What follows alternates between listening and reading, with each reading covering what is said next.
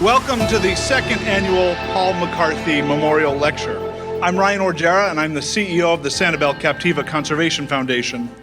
And SCCF is dedicated to the conservation of coastal habitats and aquatic resources on Sanibel and Captiva in our surrounding watershed. This annual lecture series was conceived by the Bowler Family Foundation, which underwrites the fees and expenses as a way to honor their dear family friend, Paul McCarthy.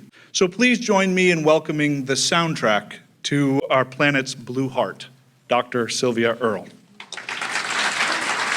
What a pleasure it is for me to be here in a place that I have visited all too infrequently over the years, that we are witnessing a time of unprecedented change.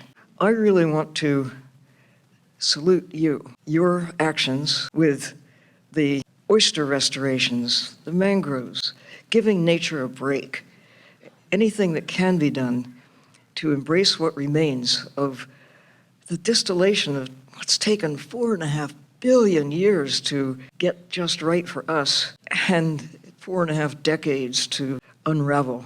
I'm thrilled to see how much green still exists on Sanibel and Captiva, not because it's an accident, it's because people such as you, that we have to protect nature as if our lives depend on it, because they do. Oh, or not, but getting in the water where we see everybody getting into the action, not just the dolphins and sharks, birds coming in from the top, tuna coming in from the side, having lunch, and doing what all these creatures do, fertilizing the water. There's more than plankton in the water these days, as you know all too well. Go back 50 years, most of this stuff didn't even exist, and now there are these claims that maybe by the middle of this century there'll be more plastic in the ocean than fish because we're taking more fish out and putting more plastic in. And we have a chance now to do something about it because we know of the problem. If we didn't know, that would be an even bigger problem. We thought the only good shark was a dead shark when I was a kid, and it's no wonder that when we see images like this, we think of them as fearsome and scary, and the only good one is perhaps a dead one. Now we know what we could not know a few years ago. We don't have to worry about being eaten by sharks. Sharks have to worry about getting eaten by us. Literally, hundreds of millions of sharks are taken to serve the new appetite for shark fin soup.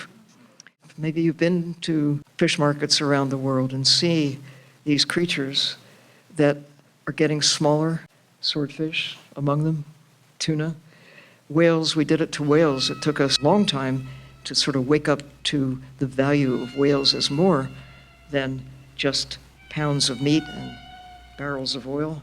We didn't know. We need the ocean, and the ocean is in trouble. We have to go figure out what the problems are. We have to figure out what the solutions are. We're a part of this amazing living planet, and our existence really is linked directly to all these other creatures. Obviously, in this community, more than most that I get to see, you are already on the case. Thanks to people who said, we're going to embrace this place and keep it safe. If we didn't know we have a problem, that would be a problem.